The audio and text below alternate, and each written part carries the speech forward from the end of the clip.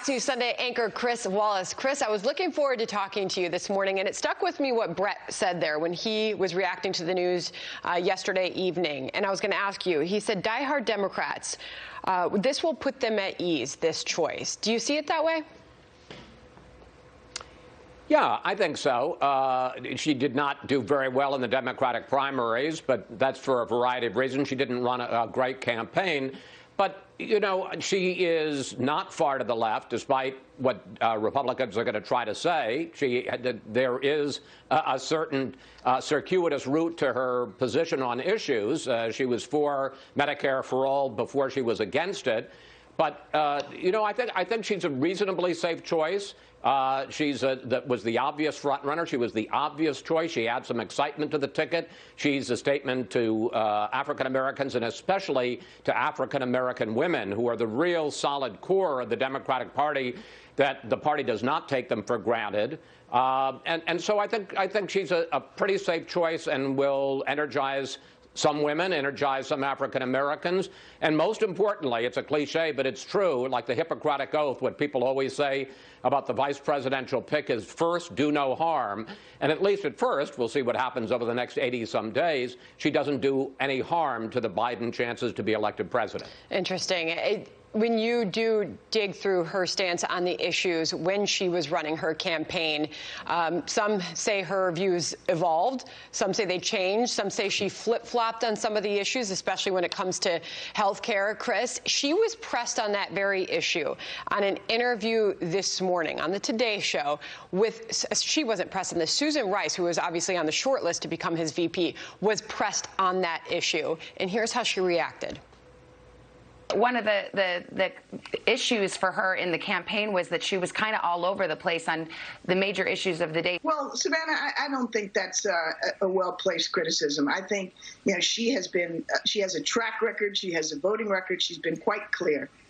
And she will be on this ticket in support of Joe Biden. It's not her who's top of the ticket. They are a team. Joe Biden leads that team.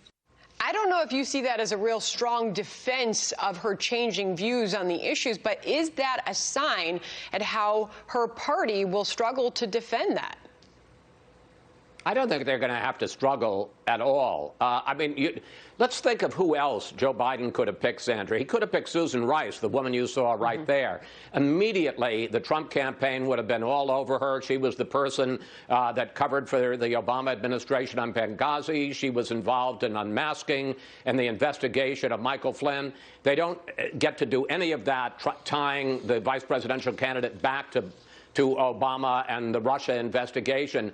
You know, think if it had been Elizabeth Warren, and there would have been all this talk. She's far left. She's for Medicare for all.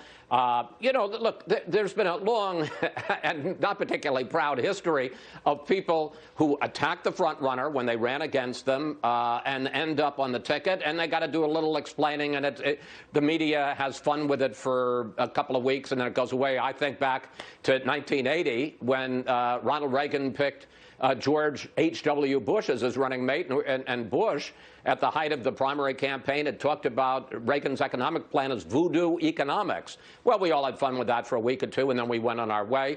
As Susan Rice says, he will be the top of the ticket. She'll be a loyal soldier, and you know, she adds some excitement, some energy. She appeals to women. She appeals to African Americans, although not as much as Joe Biden did, but she is a statement to them. And I think she certainly increases interest in the vice presidential debate, which often can be a snore. But I think a lot of people are going to look forward to watching Kamala Harris and Mike Pence on a debate stage. I know I will. It's a fair point, obviously. We had brand new reaction on this program this morning. We started out talking to Liz Cheney. She called the response, the pick, surprising, which I think was somewhat surprising to hear that from her. Barack Obama put out a tweet, and he said that Joe Biden nailed it with this pick. Here's the response from the Wall Street Journal editorial board this morning, Chris. The Democrats choose Harris. Biden bows to the party's requirements with the California senator. It writes, more than any recent nominee, Mr. Biden is a party figurehead. More than a party leader. In adding Ms. Harris to the ticket, he has underscored that a vote for Mr. Biden isn't merely a vote to oust Mr. Trump. It's a vote for the coastal progressives who now dominate the Democratic Party. And Chris, the president's been all over this. You've seen his reaction. He tweeted this. Kamala Harris started strong in the Dem primaries and finished weak, ultimately fleeing the race with almost zero support. That's the kind of opponent everyone dreams of. So how do you see the Trump campaign formulating their strategy to combat this ticket? Well, look, again, in the end, after a couple of weeks, this is going to be about Trump and Biden, not about the running mates. It never is. But, you know, despite the president saying yesterday that Kamala Harris was his #1 draft pick, that's the one he wanted the most, I promise you that there are a lot of people he would have liked to be running against. Again, think what would have happened if Susan Rice had been the nominee. Think what would have happened if it had been Elizabeth Warren. Think what would have happened if it had been Karen Bass with her long history of service and interest and support for the Castro regime in Cuba. You know, it's an interesting thing, but I think it's fair to say that in the year 2020, for Joe Biden, in this current situation with all of the talk, particularly about race and racial injustice in America, that to pick a woman who was the daughter of an immigrant from India and a daughter of an immigrant from Jamaica was the safe choice for Joe Biden.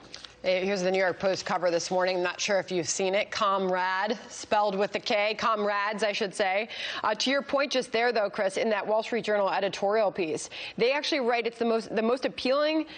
Harris is most appealing as an example of American upward mobility, especially for immigrants. It goes on to say her father, a Jamaican-born Stanford economist, her Indian-born mother was a breast cancer researcher at the University of California, Berkeley.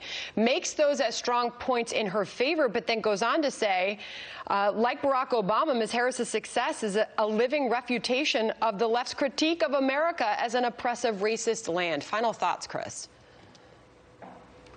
Well, you know, I guess my reaction is the fact that Liz Cheney and the New York Post and the Wall Street Journal editorial page don't like her. Who among the Democrats would they have liked? You know, the answer is they're kind of struggling. And remember this also, and it's something I think that's going to get, in fact, it hurt her in the primaries, but it's going to help a little bit for all the president's talk about the idea that Biden is kind of an empty vessel and that this is his political living will and she's a far lefter. I mean, she was a prosecutor in San Francisco and then the Attorney General of California, and in fact lost points during the Democratic primaries because of the fact that she was pretty tough on crime and she supported the death penalty, even though personally she's against it.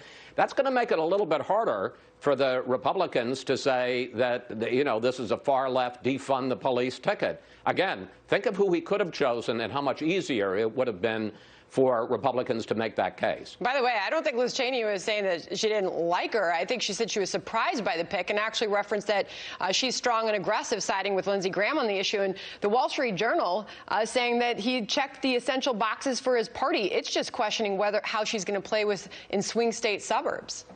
But I already said final thoughts. Do you still have a final thought? Again, I think she'll. Well, again, I wouldn't say that they were love notes from either Cheney or the Wall Street Journal, but the answer is I think that she's the safest choice. We'll see how she does in the campaign trail. A lot of things can happen over the course of 80 days, but she's been vetted. She's been out on the campaign trail. She provides some energy and an excitement to a ticket that needs both. I think she was the obvious choice, and she was probably the safest and most sensible choice. There you go. All right, Chris Wallace, really appreciate it. Thank you. You bet. Thank you, Sandra.